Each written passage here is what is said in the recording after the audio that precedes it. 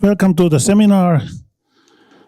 It's my great pleasure to open this seminar as a chair center for the digital business growth. So I'm Matti Rossi, and this is the first time we have a public meeting of the Center for Digital Business Growth, and we have very interesting program about which Jukka will talk later. But first we'll have our dean Timo Korkeamäki to have a few words. Thank you. Thank you, Matti. Huge pleasure for me to be here today. Now, in this country, there's a lot of talk about growth today, and some of that talk is quite depressing, actually, because we're mostly talking about lack of growth. And for us at Aalto University School of Business, we have actually internally grown very fast in the last few years, both in terms of teaching and education, and also top research output. Now, the third task of universities and high schools is impact, and we're not forgetting that either. Obviously, we need to have our education and research in very good shape in order to do good work on the impact arena, and this center fits that picture very, very well. At our school, we have a very well shared view of continuous improvement, and I'm proud of the work that our faculty does in actually quite actively looking for ways in which to respond to the societal needs that are around us. And again, I think this Center for Digital Business Growth is a prime example of that active work. And with that center, I look forward to us using our strengths to make a strong contribution to the current challenges that we have in society and in our country in particular. So, as a school, we want to be not a passenger, but the driver on this boat as we are correcting the course. Without further ado, you have a great program ahead of you. I am very unfortunate in not being able to stay here, but luckily it will be on tape too. So again, congratulations. I applaud the effort behind the center so far and look forward to the results in the future. Thank you.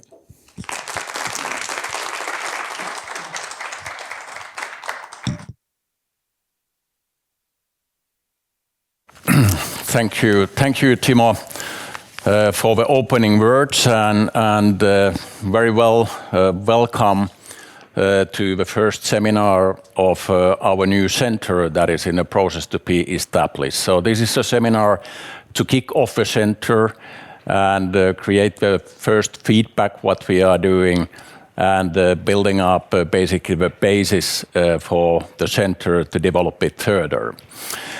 We have a nice program for today, so not talking about myself speaking here, but we are having Heikki Lempinen from Reima talking about the next generation of e-commerce, so how to utilize digital in increasing the business. That after the break will follow the panel discussion where we have both academics and business leaders to discuss about how to drive growth by the digital. And then we end up to the presentation by Tirri, Chief Technology Officer from Nokia Technologies, talking about how business and academia could better together increase opportunities for the digital business growth. So that's the agenda, and after the presentation, so we will have time for the networking. So I hope that you have time to mingle, discuss about the topics of the day, and find new friends and colleagues among the audience. So Timo already mentioned that we are living in, not just in Finland, but also in Europe, low economic growth. And everyone is talking about that, how Europe would perform better in comparison to USA, in comparison to China. And of course, this is an issue, especially in Finland. So we know that there has been a flat growth for the decades, and the economic growth by the business is really expected, needed, and it's coming almost a mandatory thinking about the future. We all know that digitalization is one of the key levers actually to make growth. And many businesses are using that in a different way.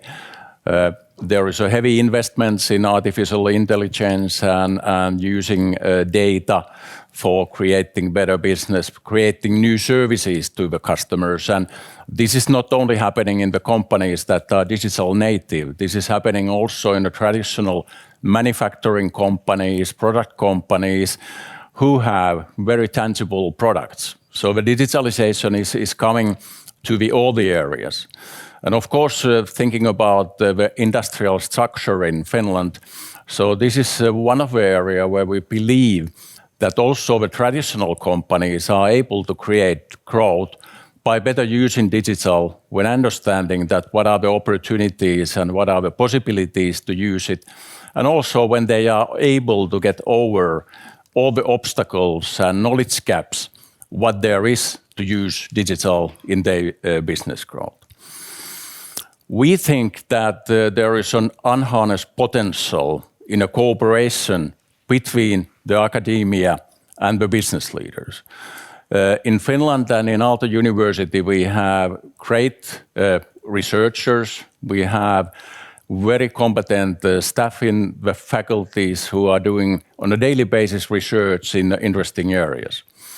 At the same time, we have very experienced business leaders, Finnish business leaders, also who are not now currently working for the Finnish businesses, and also business leaders outside of Finland who might have an interest for our university, Aalto, to work with us. So we think that there is something that we can swift in a cooperation between business and academia, actually to create something new that is helping on a practical level our companies to grow. So the role of a center as we see it today, we are still in a process to build it up and working with our plans, but it's really to be the catalyst for innovation and sustainable digital business growth. To become this kind of central hub where impactful academic research and the industry collaboration is the key. So we aim to put into the same discussion practitioners with the academics and through that create something new that is solving the issues and the problems that the companies have in creating their digital growth. How we plan to do it? So what is the strategy and what are the kind of cornerstones as we see it today? First of all, this is about the community building. So we like to gather professionals in several ways together to discuss about the challenges in digital growth and facilitate this industry academia collaboration and create this kind of mutual value creation through the cooperation. So this is a community of practitioners and the industry leaders, business leaders. What we aim to produce then is research. That is rigor research, meaning that it's a high quality. We are not talking about something that we go there and look at and then tell that this is the truth. We aim for the rigor research, using actually as a center the faculty and the people in the information and service management department in Aalto University. But not only that it's a high quality research, but also that it has impact. So basically that is really having an impact for the business and the capabilities to create growth by the digital innovation. And of course, that means that we have to be closer to those real-world problems that the business leaders are having. So where they feel that there is an obstacles on their growth path, they need more knowledge, they need more learning. And actually this learning is really the key thing. So we don't just believe that making a research, making nice report out of that, publishing that is enough. We believe that there is more need for the discussions with the company management, with the top management teams, so that the companies are able to learn, create their own paths for the growth, that based on then for the research, but that is initiating more learning and more knowledge for the companies. To build up the center, so we have a concept where we are having industry fellows and the business fellows. And then we are having basically the fellows who have been working in the information and service management department. So 6 hosting fellows, I don't now introduce all of them, but you can find them in our web pages. And we have 8 academic fellows who are leading academic people from Europe, from USA, from the Nordic universities, with a long experience of studying digital innovation and digital transformation.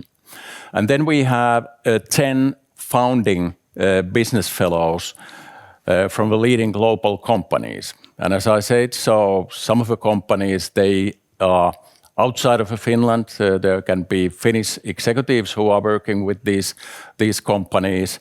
And that is sort of the basis where we are building this community and collaboration. Actually, during yesterday night and this morning, we have had the first workshop with these founders.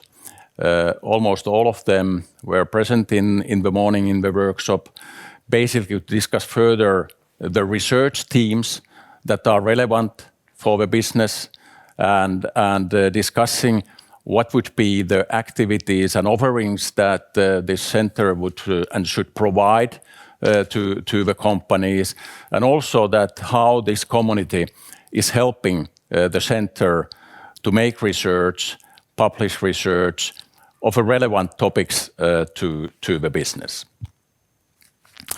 So that's where we are today, and in the next phase is of course moving forward around this center, around these fellows. We aim to gather a nice group of the company partners who are willing to cooperate with the center, willing to learn with us, willing to basically build up their business further by digital innovation and learning from our research. Moving then forward in our program, so our first presentation is about next generation e-commerce. And we have very distinguished speaker here, Heikki Lempinen, who is currently CEO of Reima, but has been working quite a long time there as a chief digital officer and heading the European operations. This is a really good example of a traditional company who has really benefit of using digital and expanding the business dramatically comparing just staying in the Finland and Nordic region. But Heikki has also experience from Sanoma digital services and Huutonet and Sähkövertailu.fi, Zalando, places like that. And Heikki is also a brilliant example of how to integrate academia and business. So he holds also doctorate degree from Aalto University. So let's welcome Heikki to the stage.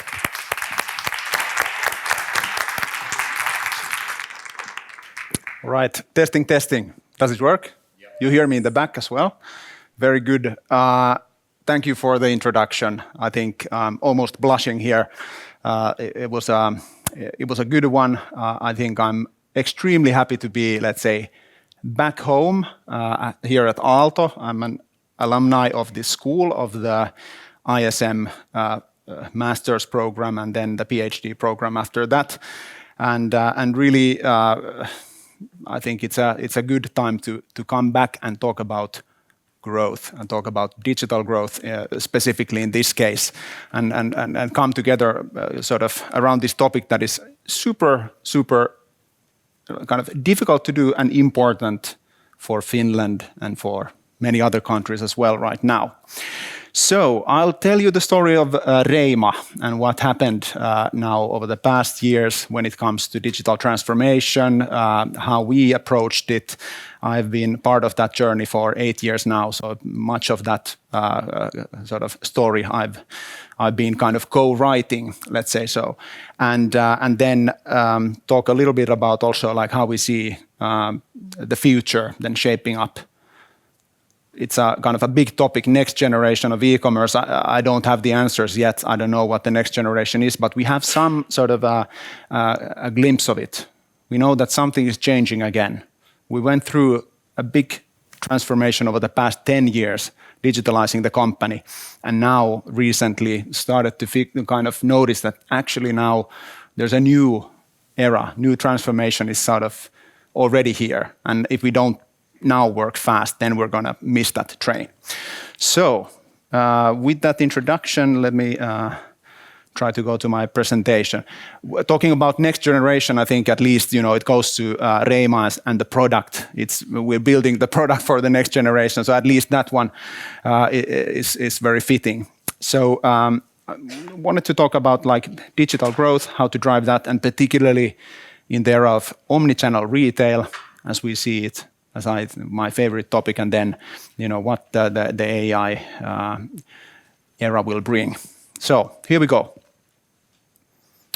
Much of this was already covered. So my journey, we say moi at Reima, wherever in the world we are. That's our sort of way to say hi. PhD from here in Aalto, then very sort of a brief postdoc, but after that then joined Zalando in Berlin and learned sort of the craft in e-com. That was the early days, I would say. And then came back to Finland and worked in different companies and been board member and an investor in something. And then 8 years ago joined Reima. And it's been a heck of a ride.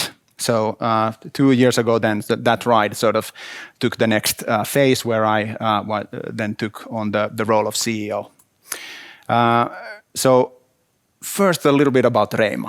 I think many Finnish people know the brand and it's sort of familiar, but then I don't think that people actually know what the company is like. And there are many sort of surprising factors there, I guess, but let me tell you the story.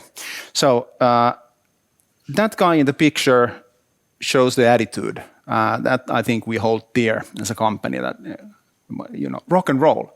I think we need to be bold, we need to go global, we need to do things, do the best we can to grow the business and be really like on the forefront of this development. The best kids outdoor brand there is in the world. So this is Reima. And our mission is bigger than that. I mean, we are here to champion an active childhood. That's what we stand for as a company. Of course, it's a business. I mean, you can't get around it. You know, we are there to also make a fantastic business story out of it. But in the end of the day, this is what we truly kind of aim to do. So we are doing our part in changing the world from some current development that is actually not looking great for our kids. There is a lot of problems with moving too little, with screen time taking over. And I think, you know, we do our share in changing that. Get the kids outside, move more. They feel happier, healthier, and they become better. They will have a better life, so we believe. And we keep pushing on this front as hard as we can. and make it happen for the kids and families all around the world. So champion and active childhood, that's what we are for. For Finnish people, it's sort of natural to go outside when it's -5 or -15 and do things and spend several hours outdoors. But I think we just discussed here with someone like that it's not the same reality in all the countries in the world. So it's very little. But we bring this Finnish childhood to the global scale. And we've done it for a very long time, actually. Reima was founded in 1944, and for many of us, it's sort of I would say, a generational brand as well. And I went through my family archives, and I took the picture of my father there on the left-hand side in the 1950s. I can't say for sure whether it's Reima clothing, but it's highly likely. But he's living the outdoor lifestyle. Myself here in the middle, 1985, maybe, already wearing Reima red. Red is our sort of brand color, and the same styling then we have still today. I have 2 sons.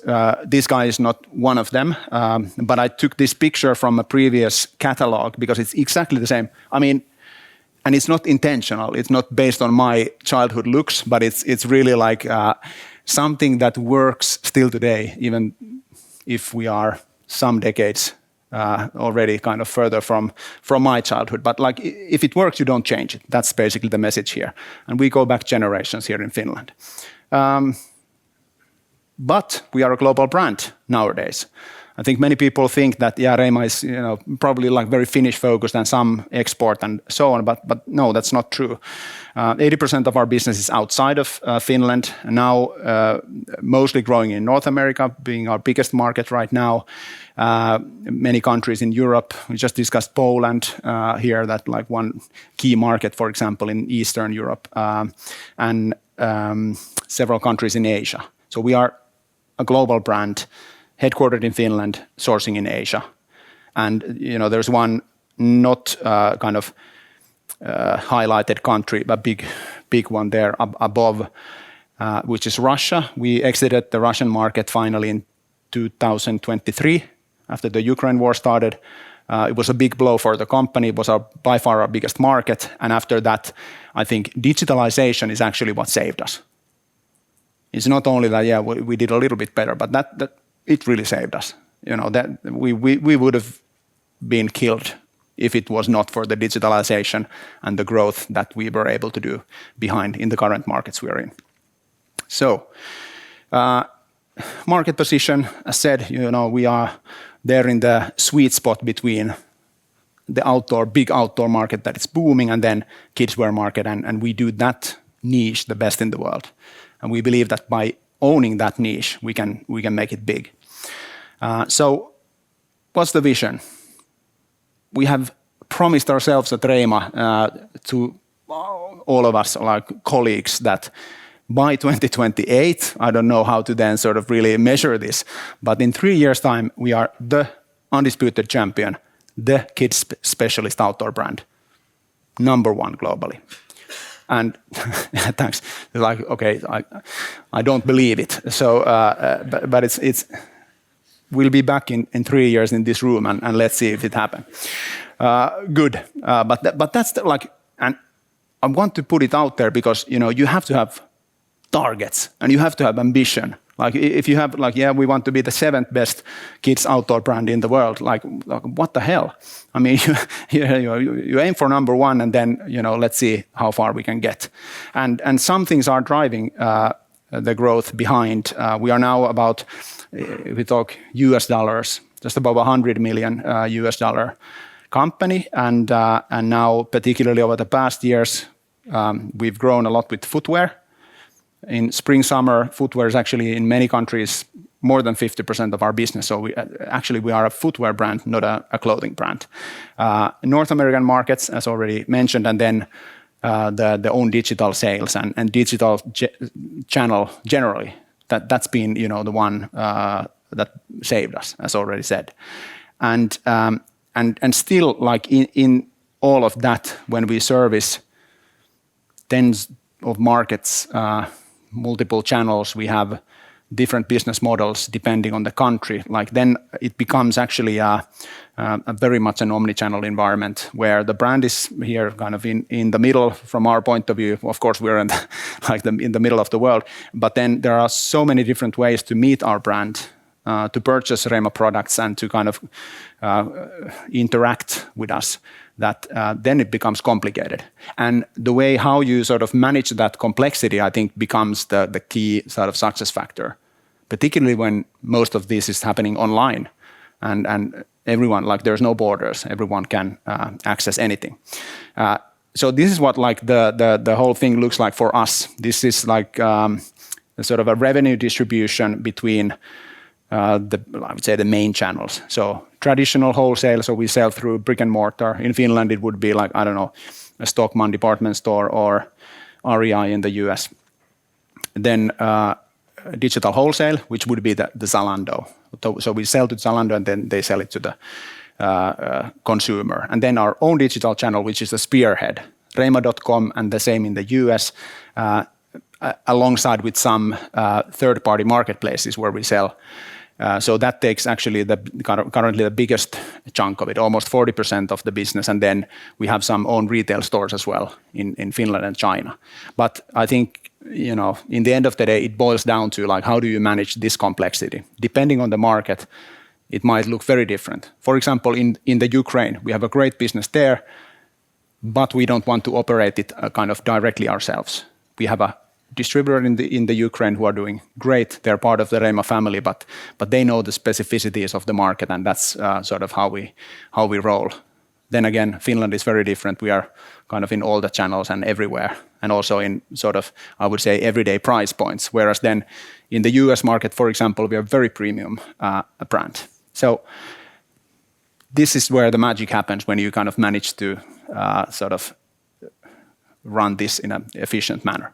So then I thought, well, how did this happen over the past, I would say, the previous transformation? So some learnings from there, like where we started, like where we got to, and then perhaps what comes next. So I wasn't yet there, but in 2012, when Reima changed owners, previous CEO got on board, it was basically purely a wholesale business, purely brick and mortar, very much Finland-based. And then basically what happened over the next 10 years or so, it became a D2C company and a digital company that 70% of the business is basically digital. So we started then, but there was a crucial point. A decision was made in 2012, say that online is our home base, they said, in the leadership team. And I guess then the owner supported, and there the journey starts. And then if we kind of do fast forward to 2024, when I took over, we basically had almost 1.5 million Reima friends, our loyalty program members globally, in the own direct-to-consumer channel. Some of the numbers that you already saw there, 38% of the turnover via own digital channel, more than 50% from D2C sales to multiple countries. I think the digital share of the whole cake was almost 70%. And, digital innovation around that. Reima app, I think we discussed that one also here over coffee, that we have an own app that you can use actually to see what the weather is like wherever you are at that moment, kind of based on real-time weather information. And then you can use it kind of to, for example, plan your day with your kid, because it shows that, hey, now because it's going to rain in the afternoon, you might need a jacket. So let's put that jacket in your backpack before you head out to school. So these kinds of things that we do in the digital sphere to also like further innovate and further service our customers. Digital truly part of our company DNA now. How much time do I have, by the way? I'm just thinking, how does it go? Okay. Okay, fine. And then let's do so. I'll try to accelerate. And some insights then how it happened. I think this is my researcher side kind of coming in. You see the cap. I bought it from the Aalto store just now. So kind of thinking behind the scenes, what happened, like what were the drivers behind, and if this would be a case study for me, then these are some of the insights from that case study. So first, over-invested in digital development, in money and in time. So kind of investing in things that don't yet generate anything, any value kind of directly. That if you would kind of use those resources to do something else, they most likely would actually give you more now. But then tomorrow and the day after, then you need to do things that are actually looking a little bit further ahead. And even to this over-investment and over-communication of how digital is super important was up to the extent that it irritated those who were not part of the movement yet. So you actually kind of have to push through all the time to get it done. So there's a lot of resistance, but that's how it was done in our case. Recruited people who know how it's done. So like every cycle, whatever that is, like when you recruit new people, you make sure that you get someone who knows and has experience or potential to do digital. Remain curious of new technology and then kind of how we can apply that. That is now a big challenge with AI. And then, this conflict and pushback was there all the time. I was living that channel conflict for years before then sort of things started to go in their own way. But particularly when you sell online and you have then your traditional reseller somewhere like trying to, make their business grow and they are basically, running behind because, the Zalandos and the other guys are doing and taking their business, then it's very hard to kind of push the product through your own web store at the same time and, kind of cannibalize your own customers' business. And internally also conflict and all kinds of things. But, then when you sort of also organize the team around a structure like that, I think we then managed to find a way out. And a big thing, I think it starts from the top. So the CEO must run and drive this change. No, it won't happen otherwise. So that I take for me as well when we go into the next transformation. Let's see, it's already here. And as I think mentioned in the beginning that 2024, I started thinking that, hey, now we're kind of, the digital transformation is done in a way. And now we're like, okay, so we have it, great growth in e-com and all of that. So now we've kind of, and we are a forerunner in this. And, we've always been the best example of a Finnish kind of mid-sized company who has done well abroad and, being digital and all of that. And then you kind of start to lay back, it's so good. Like we're so good at digital. And then something starts to happen.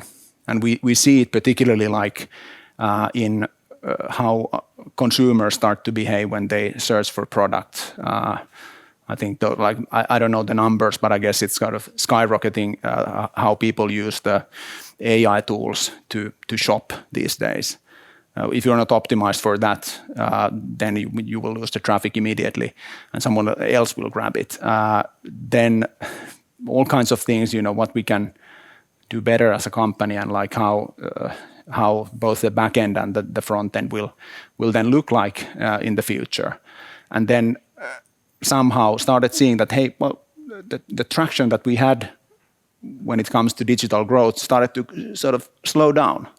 Like, what the hell, like what's going on? Because it always kind of just worked. And then we started thinking, okay, so now we need to do things. And I don't have yet like the full recipe either, like how we then sort of tackle this new era, but some ideas. Let me try to go through it. Then if you just look at like what the industry is saying. So I think this was actually from earlier this week that in a kind of a newsletter that when the fashion executives come together, they see, AI is of course also in this industry like a big hot topic. It's emerging as a powerful creative and commercial force in our industry, it says, and shifting from a competitive edge to a business necessity. And that totally is true I mean, if you thought that now we doing this, we'll get some sort of a super hockey stick. I don't think that it's the case. You will just not get anywhere if you don't do it. That's more my thinking, that you have to have the basics in place with AI, so that you are actually kind of just staying in the game. And so I mean, of course, easy to say, but harder to do. But this will be like the new operational reality, as it says here: automation, agentic AI, all of that coming, and then we are yet to see how it sort of then impacts everything. But now is the last moment to act. And how we thought about it, because it's a huge topic. I mean, just spit out AI. It's very sort of obvious that well, of course we'll use it somehow, but you can use it in so many different ways. I guess I'm not the expert in that way, but I think that we need to find the way how we apply and sort of how we prioritize the use cases. So where we start, we can do many things in the back end. We can do our operations more efficiently, but I think for us, what we need to do is to grow, and therefore we have decided that we use all of our focus and energy when it comes to AI and this new transformation into growing digital sales. Finding those consumers that we are after in a more efficient way by digital marketing, targeting, and then keeping them happy, making sure that we get them on board and engage them for the years to come. And it has so many good things to sort of that we can benefit from if we succeed. So I think I wanted to take this example because this somehow concretizes it, at least for me.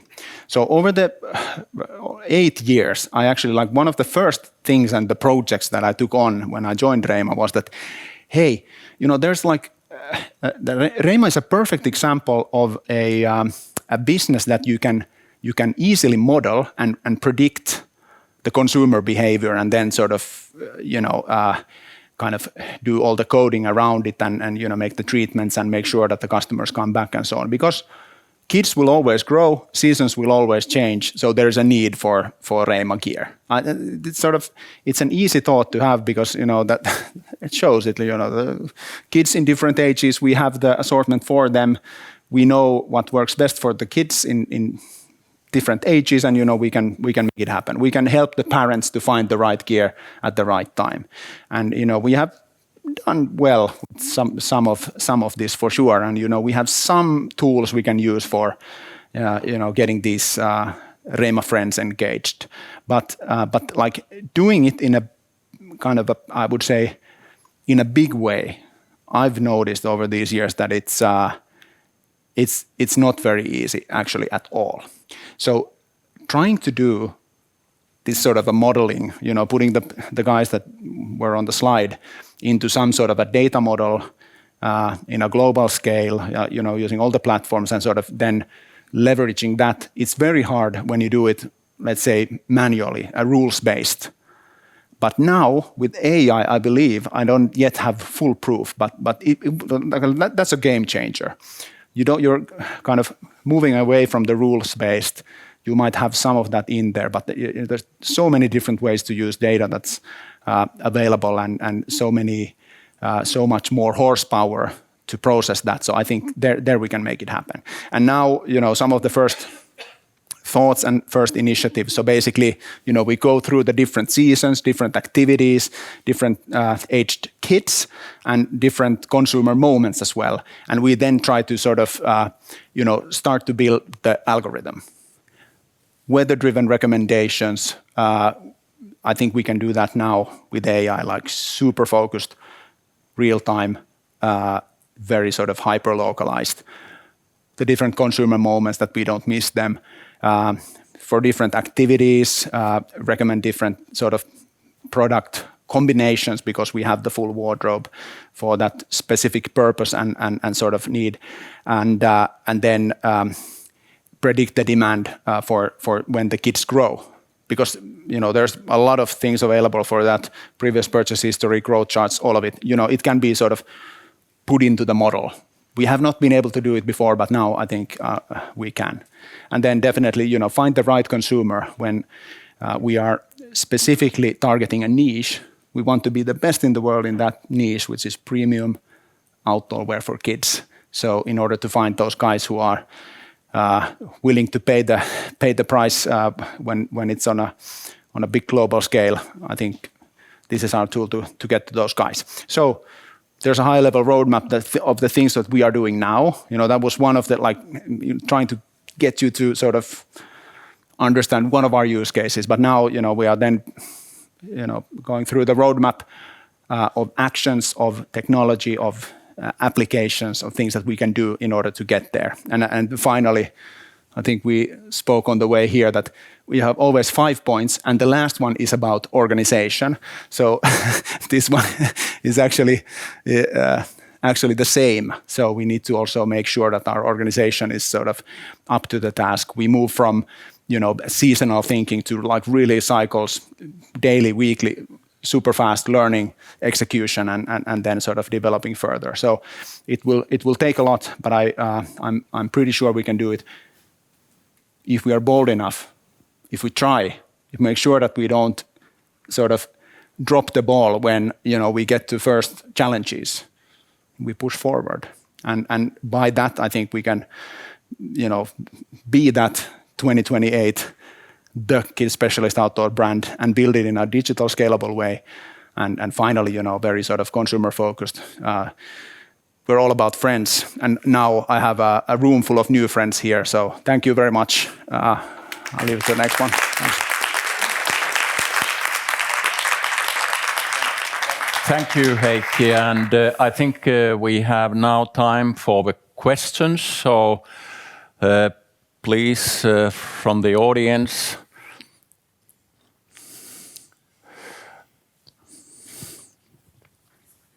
Okay, so Reima's really well known for the stuff lasting for a long time. What's your strategy on the recycling or upcycling of the stuff? Do you have a commercial angle on that? Yeah, thank you very much. I paid for that question.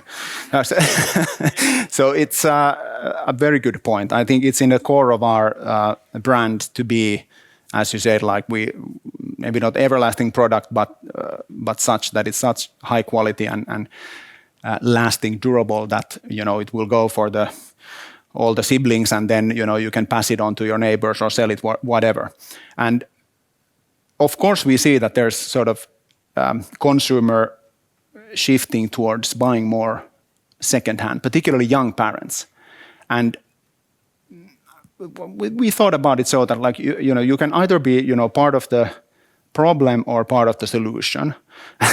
So you can either fight back, or then you can be part of the solution. In our case, we decided to be part of the solution. Now we have our secondhand store also up and running in reima.com in a couple of countries. Now we are then expanding from there. But yeah, so you can buy basically new or used at the same time, and then we have a partner who then sort of takes on the operations. You can sell your old Reima goods as well. So we are doing that. It's not a huge business for us. We have to be kind of also honest. So it's not something that we do just for the kind of volume. But I think we want to be part of the movement. We want to show that to our Reima friends as well, that we got you covered. You can have it all from us, and it's totally fine to also buy and sell secondhand.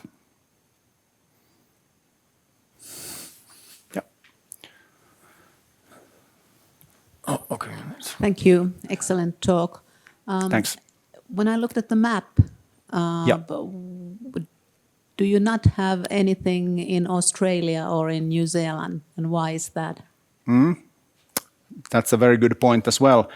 There are many countries that we are not yet in, and I would say usually it's more like, I think it's a sort of a climate-related thing. So we are sort of naturally better, more suited. Product market fit is stronger in let's say, northern hemisphere countries, where you have big winters and so on. But then if you look at Australia and New Zealand, I think you have also condition like extreme conditions. Both, I guess you can even you would have skiing somewhere in the mountains, but then also like heavy sun and sort of these kind of rough summer conditions are something we want to also tap into. And we already have a big UV collection, for example, kind of protecting from the sun in the summertime. One of our like big hits for the spring season is now what we call a bug-proof collection. So it's sunproof and bug-proof. And bug-proof is like it's a sort of biocide treatment on the clothing that prevents insects of coming. So ticks, for example, which is a big problem here, at least in Finland, that you can protect your kids from those as well. I'm using them myself also when I go to the countryside. Yeah, but there's a lot of untapped potential for sure. For us, it's mostly, I would say, a focus question, like we have limited resources, so where to focus, where to find the biggest impact. I think that's the thing. And then we go to countries where we have the strongest product market fit, and that we found now in the US, for instance, like super strong. Thanks, Heikki. A question about moving to digital and then the new channels that you are exposed to and the power that they have. So the big global marketplaces like Amazon and others. What's your thinking on this? Is this making you more vulnerable, or do you think that mid-sized brands can still operate with those platforms and have your own presence? And how is that going to play out? Yeah, also one of my favorite questions. And really, I think, yes, you can definitely leverage those marketplaces. We are in Amazon also. We were even bigger on Amazon at some point, and then we sort of scaled it back because we noticed that it was not sort of serving the purpose that well. We were able to sell like some of the like very sort of basic products there in big quantities, and then we got sort of hungry because we saw that wow, you can sell so many gloves and so many kind of rain boots and so on. And then we added selection, like the breadth, and then it got too complicated. So we actually then scaled back. But we are doing super well with Zalando Marketplace actually, and selling third party via them. And then we also have like a wholesale partnership with Zalando. So we have kind of multiple channels even kind of inside Zalando, and then we sell in the same markets we sell via our own online store and some other partners. So it's a mix, but I think it all then boils down to sort of product segmentation, particularly that you don't sell the same stuff in all the channels. And then when it comes to also like Amazon, for example, you have usually very small basket sizes from a brand point of view. So it's usually one product that they buy from us, or I think it's 1.05. So the order economics are very bad. So you can't sell too cheap stuff. Otherwise, it will kill the margin. Yeah, okay. I have a question.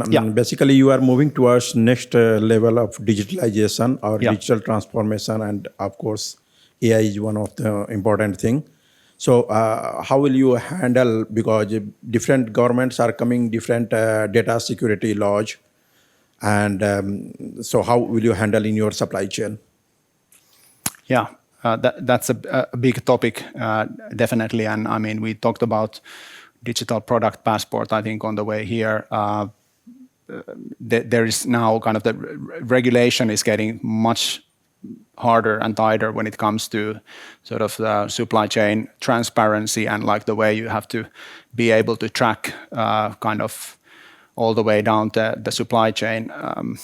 I think we are taking the steps towards that direction I would say, with the speed of the kind of regulatory requirements coming. But we have, I would say, be invested a lot in sort of responsible production and sustainability over the years, and we've done a lot of the kind of a preparatory work already. So I think we can also move on to this new reality with a digital product passport in place. But it's big work, definitely, and requires a lot of attention. And at the same time, then you sort of balance growth initiatives and then sort of I would say the responsibility supply chain initiatives when it comes to digitalization. You have to sort of do them both. But then, if there is no growth, there is no need to, have the supply chain in place either. So, yeah, it's a balance. Okay. I think we're out of time. Thank you. We are in a time to have a break and come back at 4 o'clock to continue with the panel discussion. Thank you, Heikki, once again.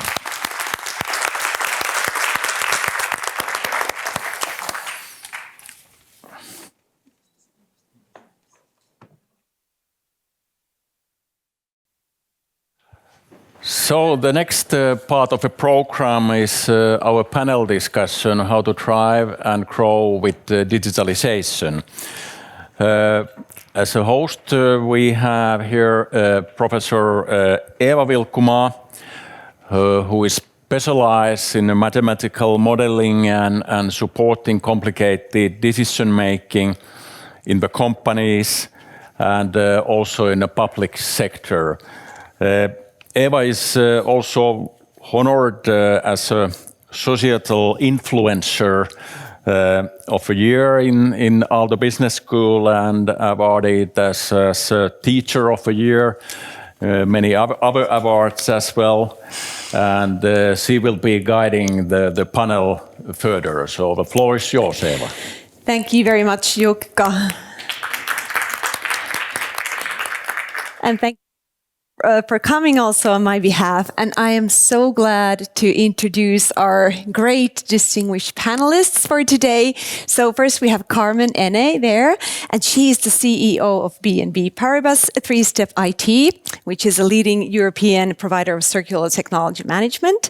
And she has over 2 decades of experience in both IT and finance, and she has held several senior leadership roles at IBM. So welcome, Carmen.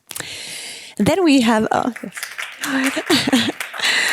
and then we have Petri Nikkilä, who is the CEO of Santander Germany and global head of finance of Santander Group. And he also has extensive experience in the global finance sector.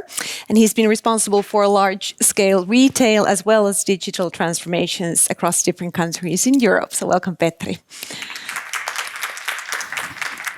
And then we have another Petri. We were just laughing. We have so many Petris in this group. Now we only have 2 of them here in this panel. So Petri Parvinen, who is a professor of strategic marketing and management at the University of Helsinki. And he conducts research in high growth business and venturing, focusing on themes such as digital selling, dynamic algorithms, bioeconomy, industry transformations, and learning. So welcome, Petri. And then finally, we have Carsten Sørensen, who is a direct professor of digital innovations from a Copenhagen Business School. And his research areas include digital platforms and infrastructure, as well as blockchain and artificial intelligence. And throughout his career, he's also been working in different capacities for Google, Huawei, Intel, MasterCard, and Microsoft. So welcome, Carsten. Okay, so now for the questions. So Petri P, our first one is for you. So based on the latest empirical evidence, what would you say are the most important digitalization levers that actually raise productivity and growth? And maybe you can reflect on Heikki's speech as well. Yeah, that's a huge question, obviously. But there are at least 3 categories of how digital technologies are used for growth. And they're very different in each category. So one is that you create new technologies altogether that create growth, particularly for the companies that have created those technologies and developed those technologies. So we're looking at digital companies that create digital technologies. The second set of growth is companies mostly in services, also in manufacturing to some extent, but mostly in services, who are able to then utilize digital technologies in ways that transform their business.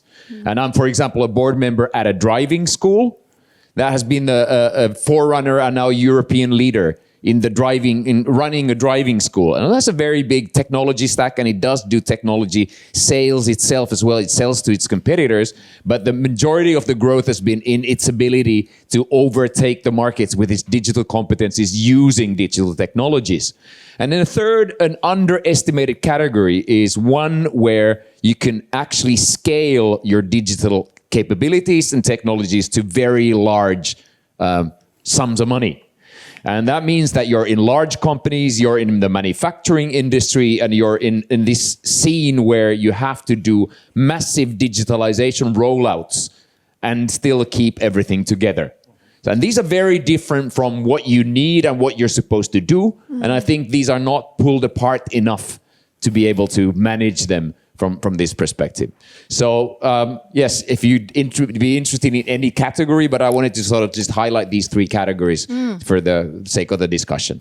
Okay, that's excellent. Thank you. So Carmen, what do you see? How do these categories resonate with you? What are your experiences? And have you experienced some digital transformations that would have sort of very tangible effect on some key KPIs? Yeah, I think these categories are very important because it's very important to understand from which angle you come and you discuss about digitalization. That means different things for different people. So for the company I run, and I have to say a little story about that, is we wouldn't have been able to grow, because this is the idea of this panel discussion also. How do you grow in digitalization? We wouldn't have been able to grow and to scale without digitalizing what we are doing. And we are a service company. We provide lifecycle management services for technology. And what we say is that we are helping company transforming from a linear consumption model of technology to a circular model. So we had a model, we had the logic behind. Actually, we started with a spreadsheet where we were trying to follow up all the business we are doing with our customers. The moment when I came to Finland and my mission was to internationalize and to bring this company to be global, very, very soon we figure out that without a digital process that we can offer to the companies that starts from the very procurement that ends with the refresh of the technology, we'll never being able to scale up.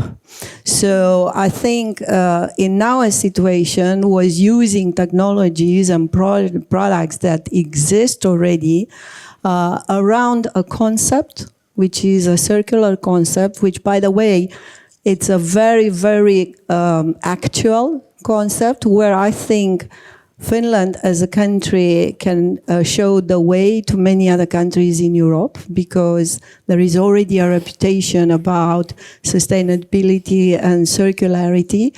And you can do that and help other customers doing that, but you need to have a digital process. All the touch points have to be very, very simple, very easy, because you resolve a big issue that companies have.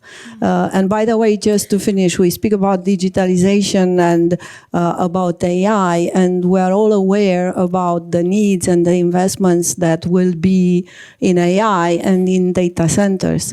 And this will come with a lot of need to change the infrastructure. So a lot of centers that exist today, they have old infrastructure. We are talking now about cloud, about AI machines that are different than some of the machines that we have today.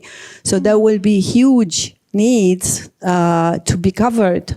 And one of the ways to cover is to have a very rigorous asset management of the technology that will make possible AI and digitalization, and to find ways to do this in a sustainable way.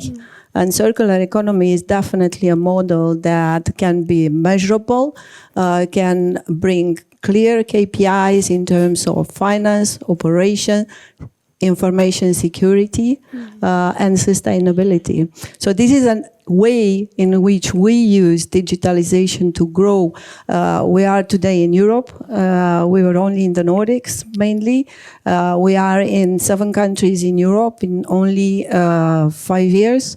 And we are opening businesses in US, which wouldn't have been able without a unified, scalable digital platform, digital workflow. Yeah. Thank you, Carmen. I think this is so interesting to hear. Sometimes when we talk about growth, it's always sort of this undertone about then we consume more resources. So kind of having this digitalization enable sustainable growth sounds to me like a very wonderful direction to go towards. Petri N, you work obviously in digital banking, so it's somewhat different.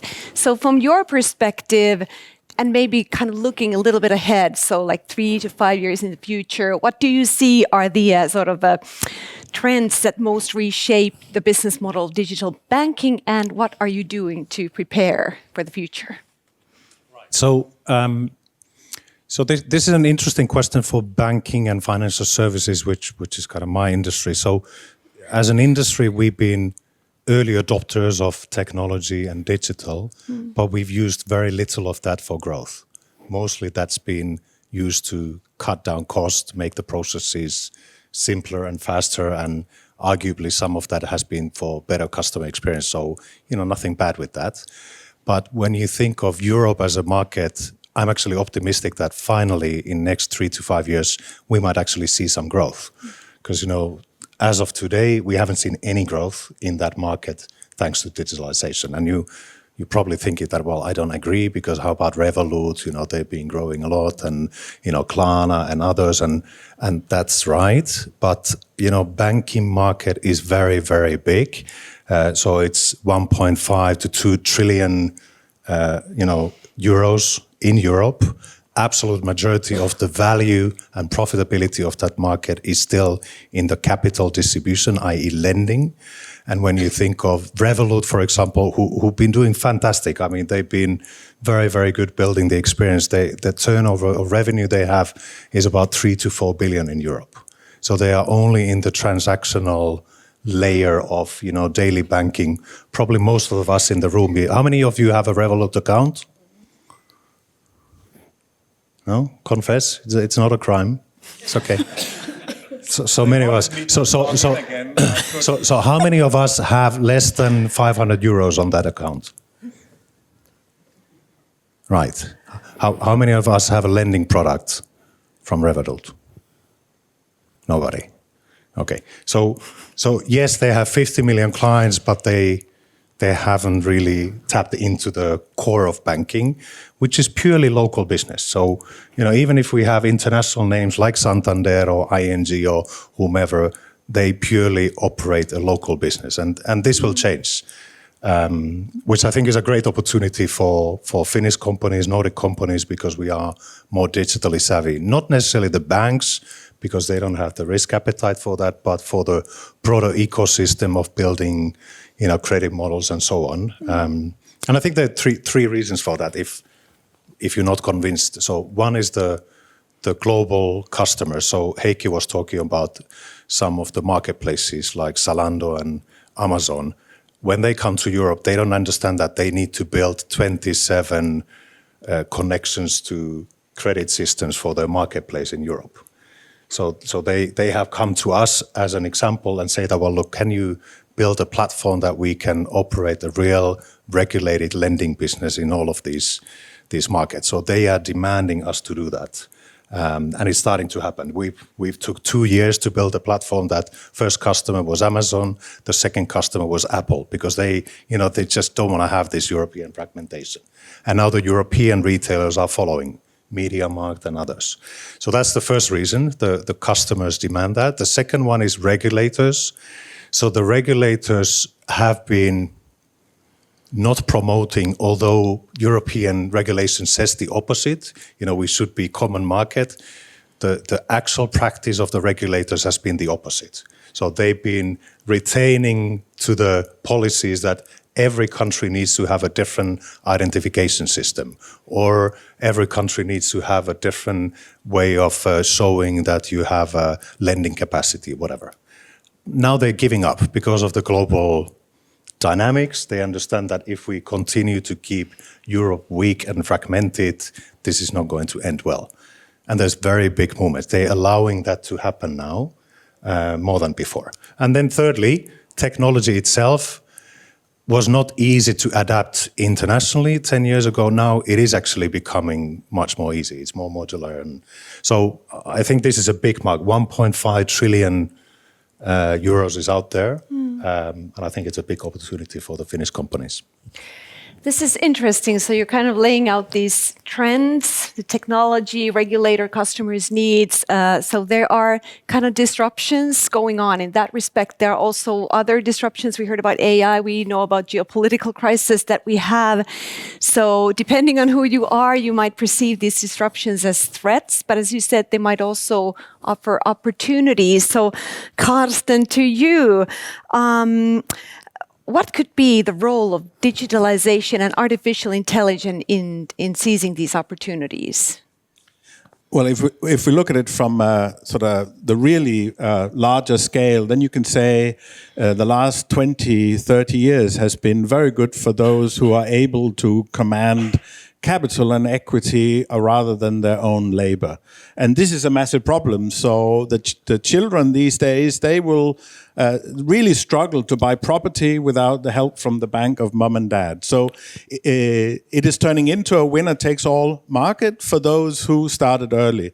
Now, it's the same for businesses. So those who started early on the platform business, like Amazon, it's a winner-takes-all market. So equivalent is that the small and medium-sized businesses around Europe, they are equivalent to my wife and my daughter, that she has to have help from the bank of mom and dad if she wants to buy property.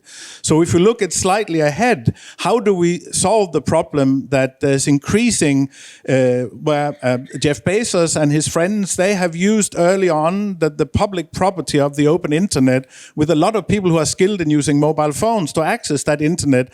This was, it became captured by these companies, and they therefore set the rules. And the only way to deal with that is to do two things.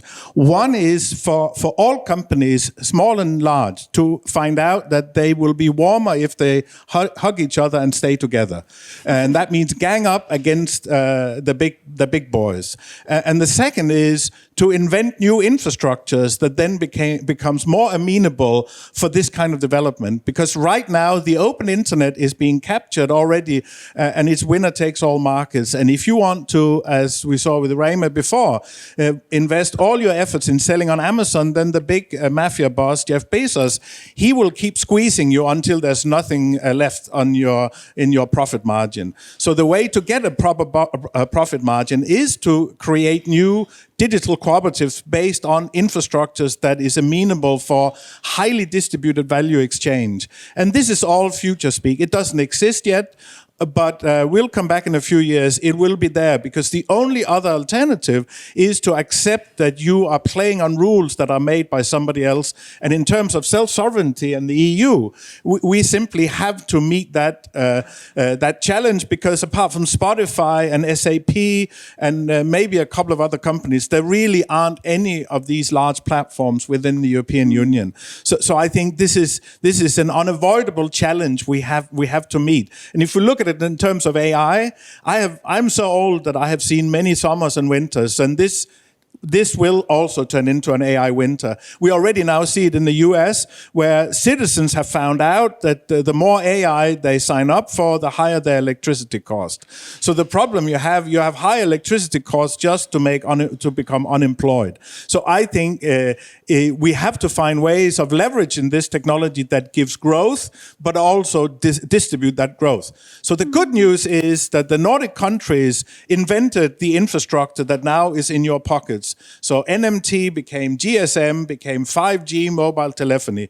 The roaming arrangements between countries, the standard for that was set out of Finland, but in the Nordic countries. So the ability to trust each other to form collective arrangements where you divide up the surplus that you get out of the system was piloted here. So we can start pilot the next revolution. So I think we need our kids to have equity in the startups. We need to have equity, a stake in the game. Otherwise, we are lost. Thank you. Thank you. This is super interesting. So you're calling for sort of a regime change in a way. So to have company, yes, good. Those are hard. So how do you see, maybe I could get comments from the others, how do you see the path towards this future where you have sort of a challenge to the big winner-take-all platforms of this moment? Yeah, so I completely agree that, you know, we need to gang up in Europe, and that's I think I shared that perspective already, that if we continue to be fragmented to 27 markets that all have different standards, it's game over, you know, for sure. In most industries, if not all industries, so that will happen. So, you know, take an example, peer-to-peer payment, again, in our industry, that, you know, you can send with your phone, the Finnish invention, you can send money to your kid or your friend, not knowing their account number, but just the phone number. So, surprise, surprise, every European market has come to the realization that this is quite a nice idea. Guess how many systems we have for that? 27, right? And only in recent times, we started to think about that. Maybe it's a smart idea that we actually build some connectivity between these platforms, because otherwise WhatsApp or whatever of these global platforms will build that same capability and we are all done, right? But we needed that wake-up call again, that there's, you know, there's someone big, because it's not in Nordics, I think it's in our nature, but go further in Europe, and it's definitely, you know, the French and Germans, they still don't talk to each other, you know, unless they are forced to. So, you know, this is still a difficulty, building this, you know, building this notion that we need to build platforms together in Europe that are strong enough, you know, because we are tiny. Right.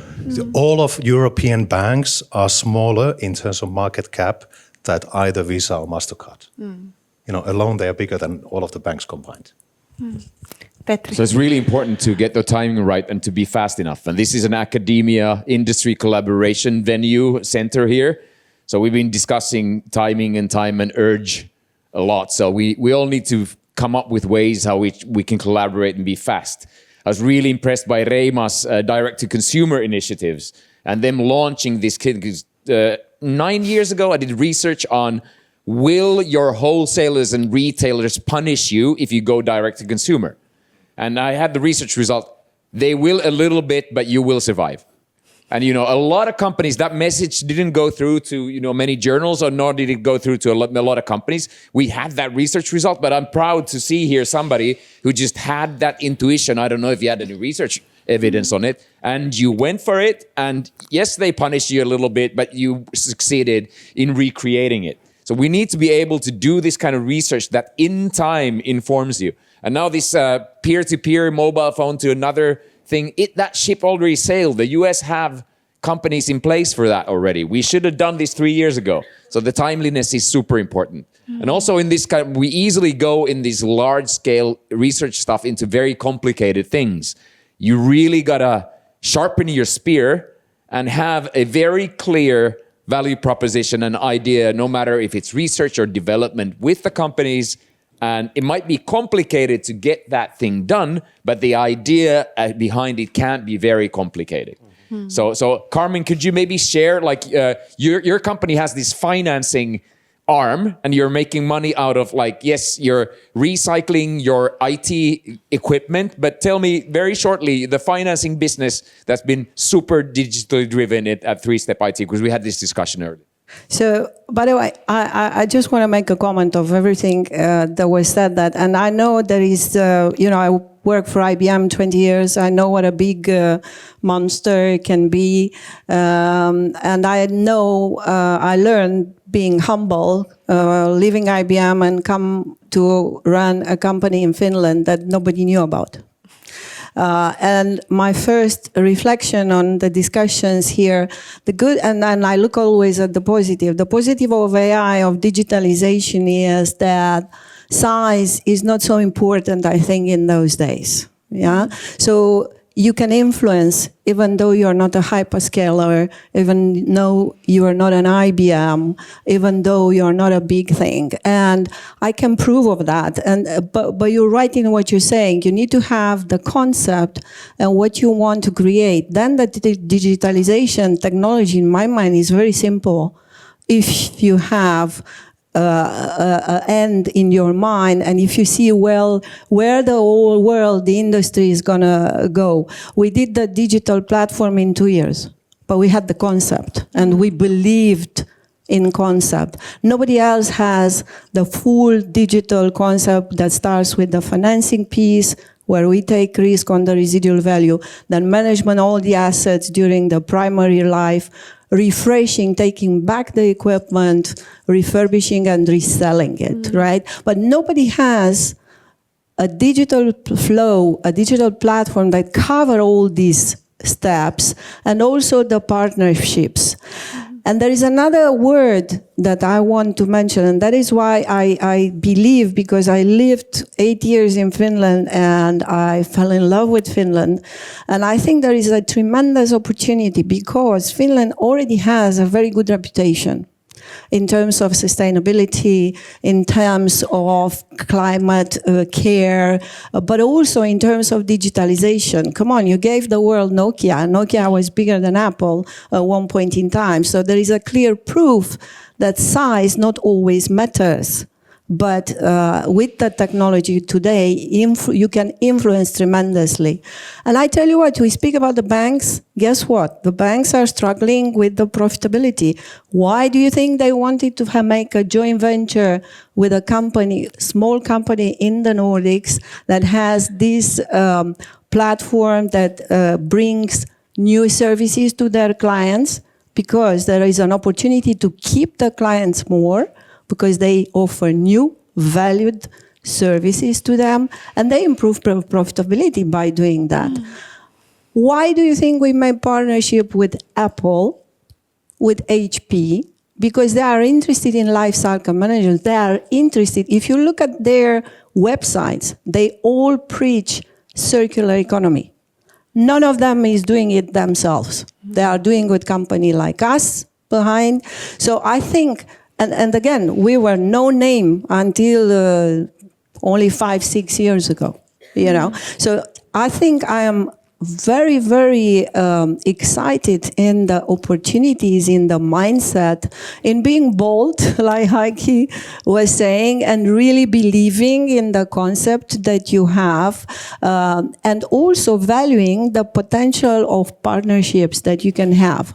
For us, BNF was a vehicle to expand in Europe. We knew it's going to take us enormous time if we start by our own to sell these services, but it was just jumping up and skyrocketed us through this partnership. You know, the same partnerships with Apple and with HP, which, by the way, are technology companies, but they are using our IT platform and digital platform. So that is my thing where I want to live. I strongly believe that countries like Finland and the Nordics can have enormous impact and opportunity in the digital era and the AI era. Thank you, Carmen. These are beautiful, positive words. At this point, we could have some questions from the audience if somebody wants to ask our great panelists something. Anyone? It might also be getting late in the afternoon. I think also it's 4:30, so this is our cue to end this panel. Thank you so very much to all our panelists. Well, thank you.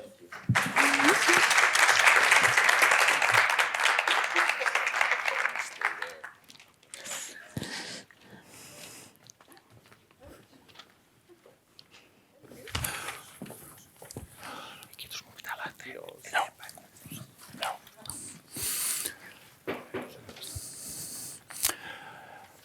Thank you, Eeva and panelists. So really interesting discussions. We are moving forward to the final part of our program, and really to start to discuss about the fellowship of innovation between the academia and business. We have Henry Tirri here, who is Chief Technology Officer in Nokia Technologies, has a long background there in Nokia and being advisor to CEO, working in several tech companies, but has also a long career in the academia in Helsinki University, in Berkeley, and is influencer in digital innovation area. So please welcome Henry on stage.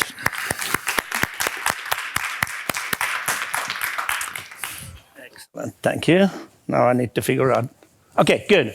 So I'm in between you and the networking, and it's been a late afternoon already here. And for those of us who are working in the center, have started early in the morning. So let's still focus about 20 minutes, and then we can get to do something.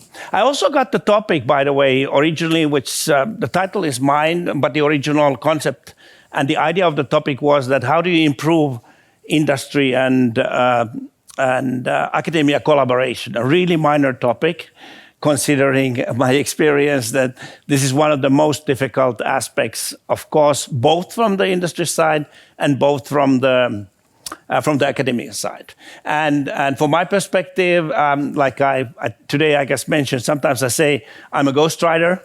I like movie references a lot, as you will see. So I walk both walls. So I spent almost exactly now the same time in industry than in academia. And a lot of my work, of course, has been due to my roles of actually related with innovation and research. And I had the privilege, of course, to having a context of technology companies, which the problems and some of the issues are a little bit different than you tend to have if you take an average company that will work with the center. So my perspective, shamelessly, first of all, I'm here as an academic founding fellow. None of what I'm saying is going to be any official viewpoint of any Nokia unit or any Nokia sort of person here. But it's also as a person who tries to focus now on this question, a little bit trying to reflect also from the center perspective. The factor that we are here talking about the center, and not only about talking about general academic collaboration together with industry. Topic is way too wide for that one. So let's go with the Fellowship of the Ring of Innovation. I think actually, for me, one of the most scary things in all my life, from being, whether I'm in academia, whether I'm in industry, is that I'm doing sort of work which is irrelevant. Has no meaning, doesn't have any impact, and we all know what it is. And unfortunately, one of the problems that we often have in the collaboration, in my experience, and this is going to be very Henry view, very Henry experience, you can challenge it later on or whatever, is that a lot of the work we do is actually irrelevant for that context often. The problem is that some work then becomes relevant much later, so that we are already out of the picture, but that doesn't help you too much when you are doing the work. I'm a computer scientist by training, and now we talk a lot about business growth. So I take a very narrow and very particular angle, because we talk about digital business growth, is the following. Computer science progress has always moved in a way that it does shifts where the shifts always do it with scale.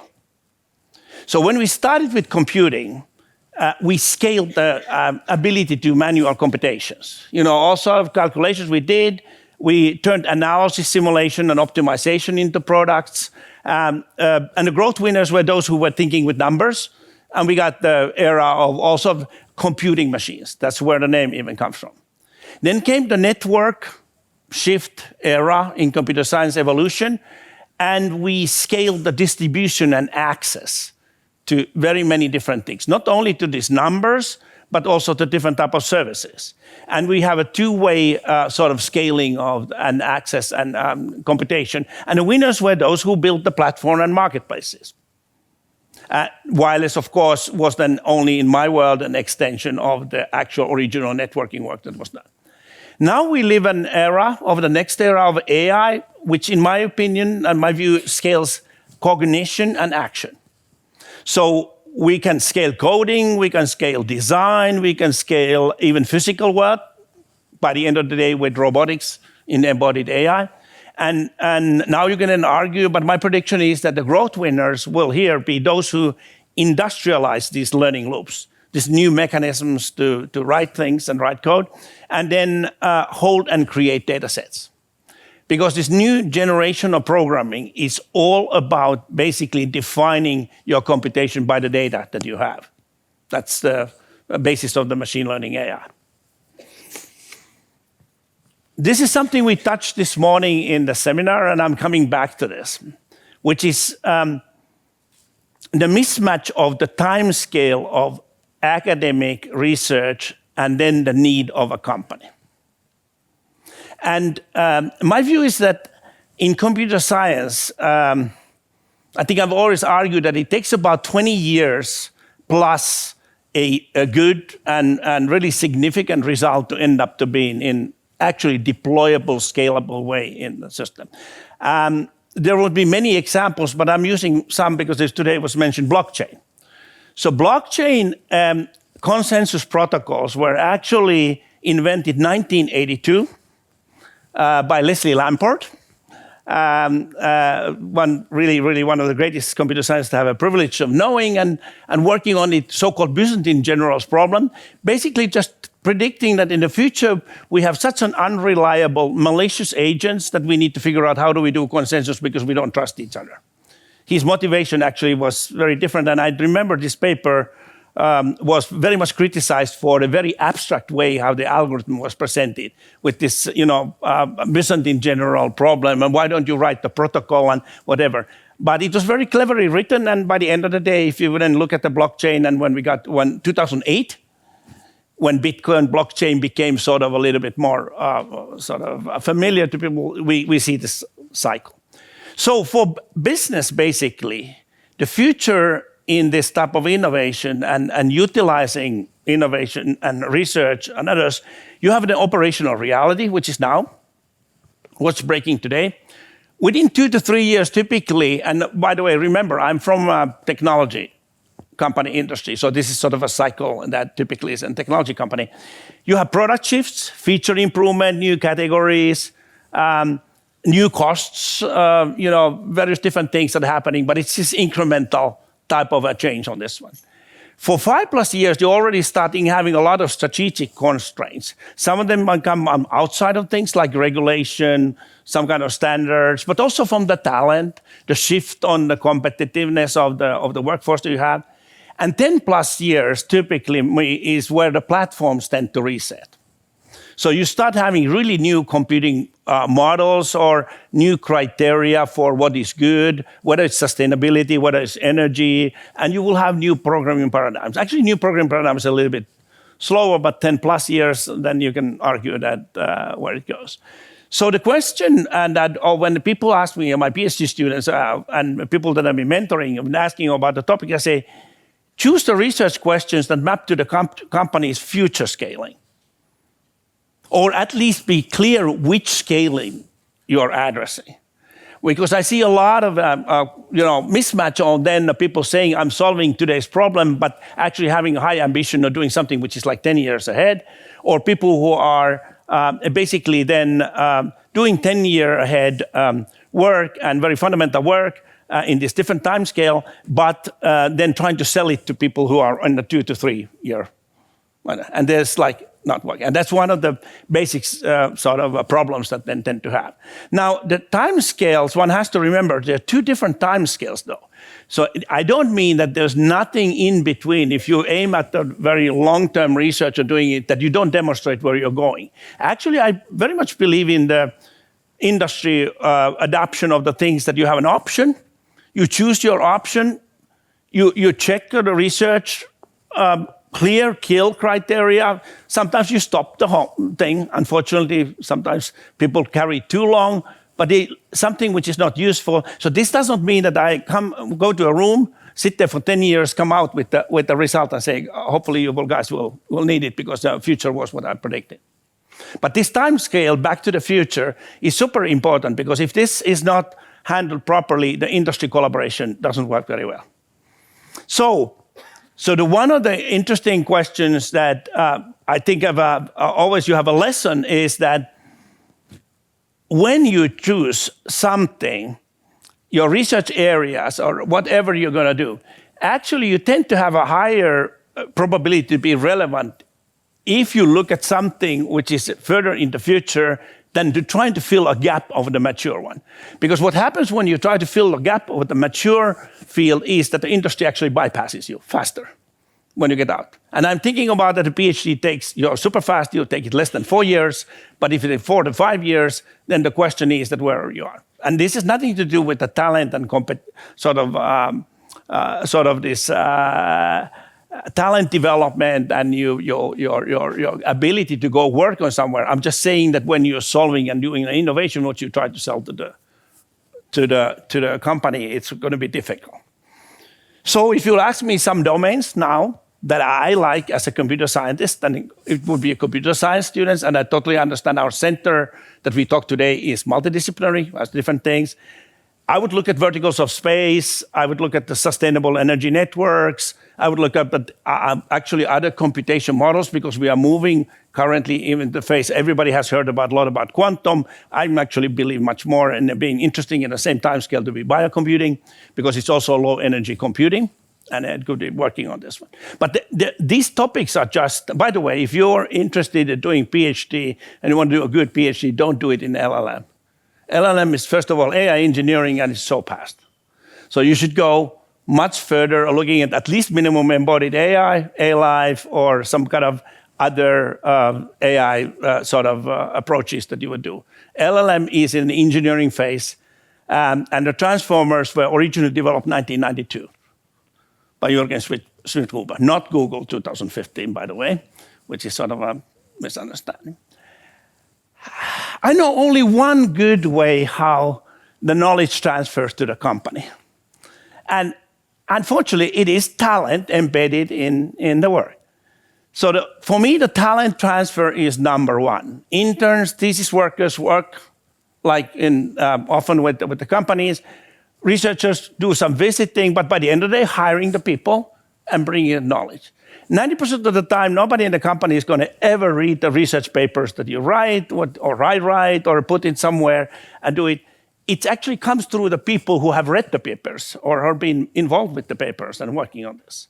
Of course, it would be great to have dual career experts. I have had the privilege of enjoying having a life in academia and an industry, and it's been very, very enjoyable. In my opinion, it has helped me a lot of my academic background before going to the industry to understand that. But I understand it's not an easy choice, and sometimes it's not even the systems don't encourage it particularly either. But the interesting question is, can you make this talent transfer better? Are there new ways of us looking at this than just simply the fact that we hire the best people, we have interns, and maybe a visiting scientist? And the interesting question from the center side, for example, for me is that can you have like this quads or pods of more PhD students working on, in which case you can actually address a larger problem that you can do? I know that you have research groups, but by the end of the day, most of the time, still because of the requirements of the academia and the whatever boards, you need to focus on your own topic, and then you work together with maybe somebody and you have a fruitful dialogue, but you're not solving the same problem because getting the PhD is somewhat difficult. Also, technical community activities in open source, code groups and others, that's actually one way of knowledge transfer, so meaning a community activity in research. I think it's a bit underplayed nowadays in universities also because it takes time and somewhat a particular mindset also to tolerant to all the complex interactions that you have in, for example, in open source communities. But by the end of the day, it's one way of doing this. Coming from at my day job is all about IP licensing and thinking about that one. But for this purpose, when I talk about the knowledge transfer and visiting, any IP on both sides, university guarding it or the company guarding it, actually harms a lot. And this is of course, there can be special cases, like you could argue that technology standards is one where you truly live by IP, and then you're much more sensitive to this question. But in general, I actually believe it just harms. The same way like space tool policies, work anywhere with any tool, make the things work, both, by the way, again, on the academic side, not only on the company side. And then there are geopolitical realities. So by the end of the day, sometimes certain things are very difficult to do because of things which are societal, not that, and we should not ignore them. Recently, that has become a moral problem. But walk the talk with high talent density, and the most important factor to me, it's talent density, and that comes, of course, from the famous Netflix No Rules Rules book. Best HR book that you can ever read, by the way, if you ever want to read one. The Fellowship of the Ring of Innovation. So I was thinking about a little bit this for the center perspective, of the relevance perspective. So we know that, okay, industry has certain great things to give for research. I've always believed this one, even before changing to the other side. Current future constraints, the research world is way too unconstrained to be effective. So you need this. You need also access to test beds and that data for in computer science in particular, which is super difficult to come by. Nowadays in AI, almost impossible. Academia has generalization, more reality seeking, sometimes no politics to a degree, let's say in research. So if I think about the center, I believe that the centers like what we are talking today should have like this translation engine role.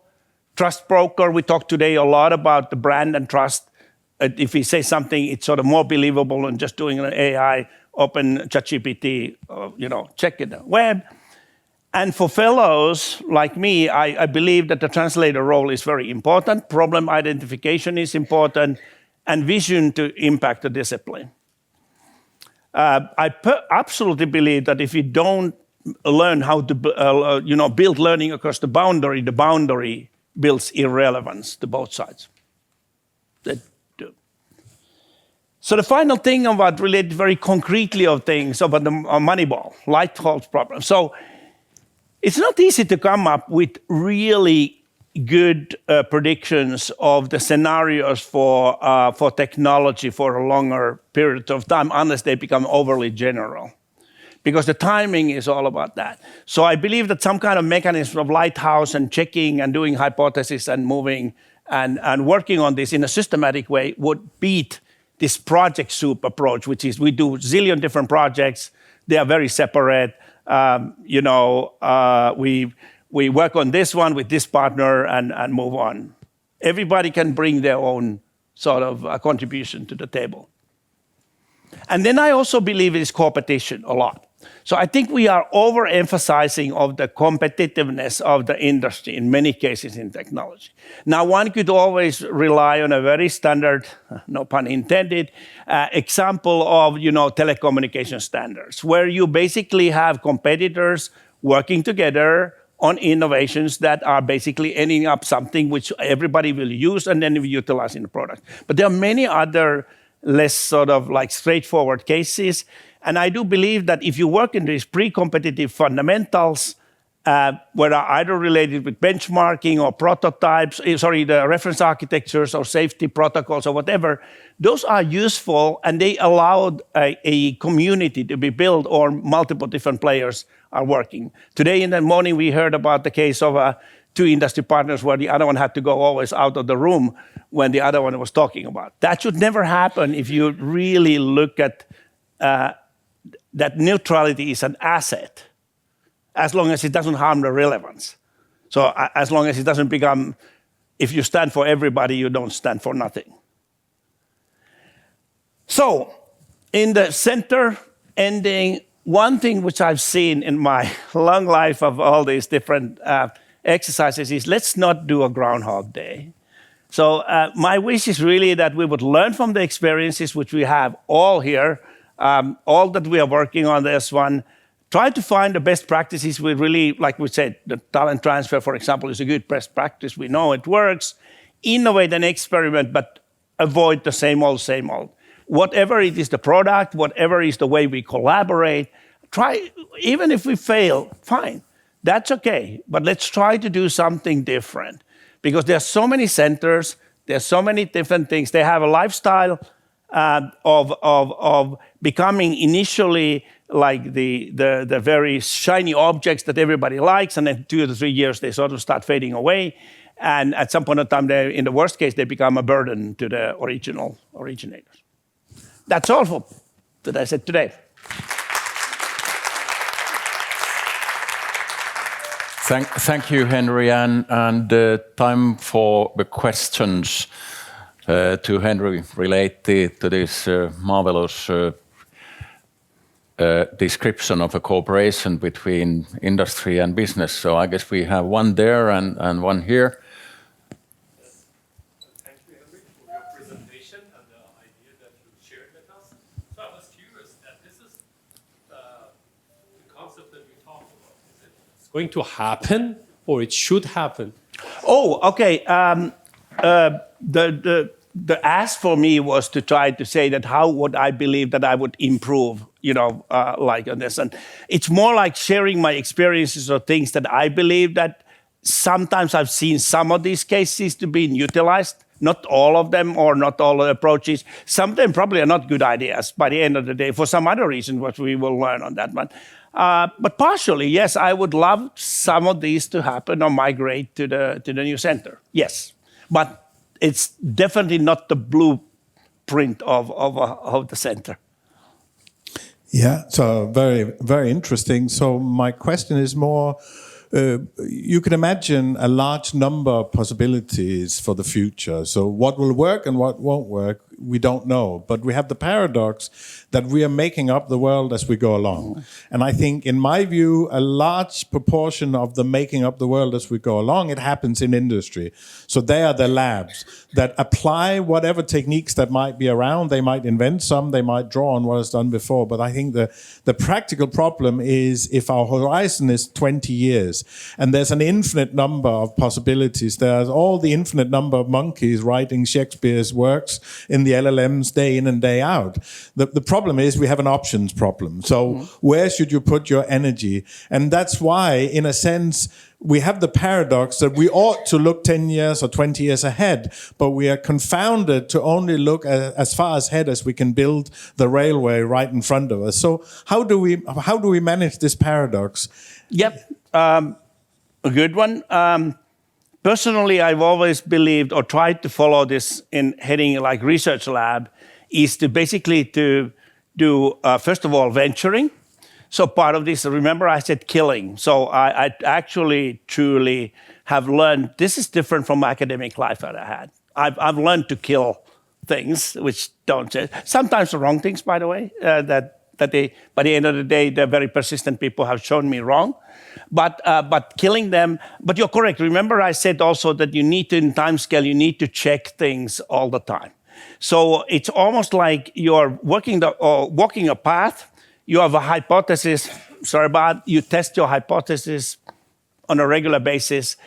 It works well for problems which are moving sort of, or let's say development that's going a little bit like, maybe not linear, but at least in a smooth path.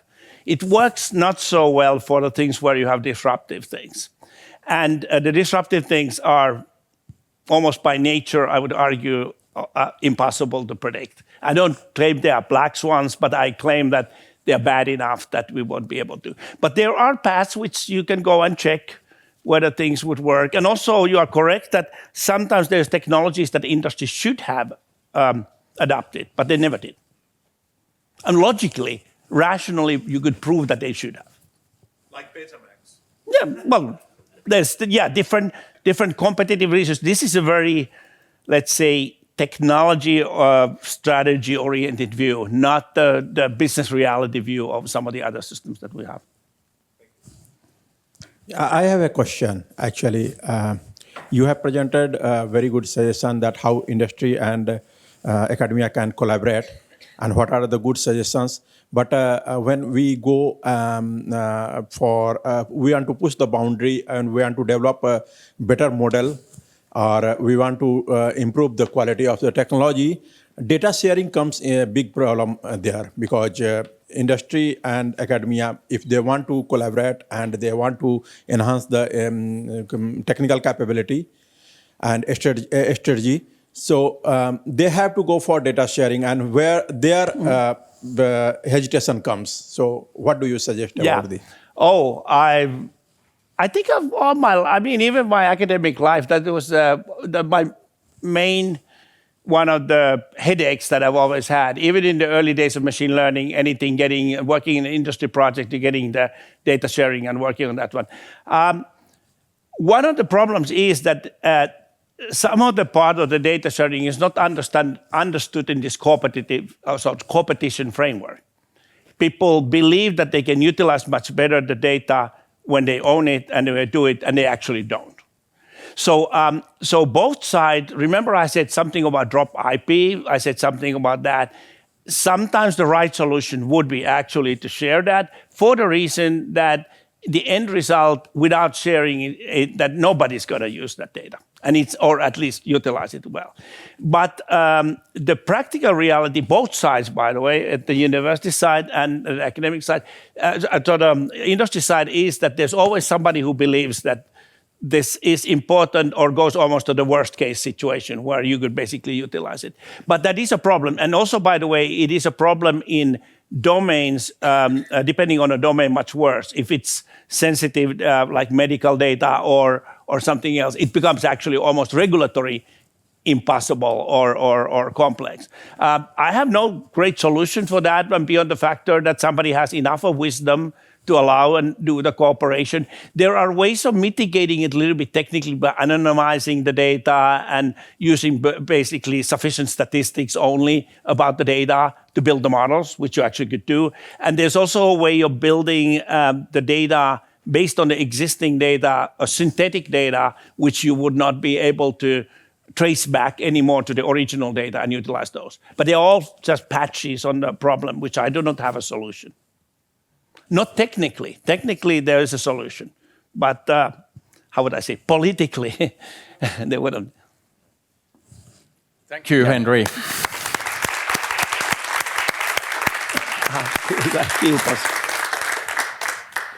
So we are at the end of a program for today, and I'd like to thank you all for participating here this afternoon.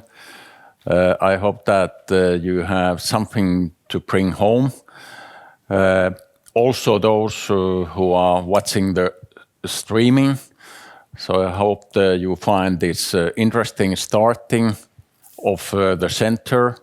The story will continue, and those who are willing to get in a contact as a company or as an individual to this center, so please take a contact either to Matti Rossi or Nina Mallat, who is the coordinator. Here you can basically also copy the connection to the web pages. They are still in a progress to be built further, but you are getting the basic information from there. You get the contact information also to the fellows. And if any interest, if you think there is companies that might like to join the center, so let us know. Finally, we have some refreshments outside, and it's an opportunity to meet with the colleagues and the other people here.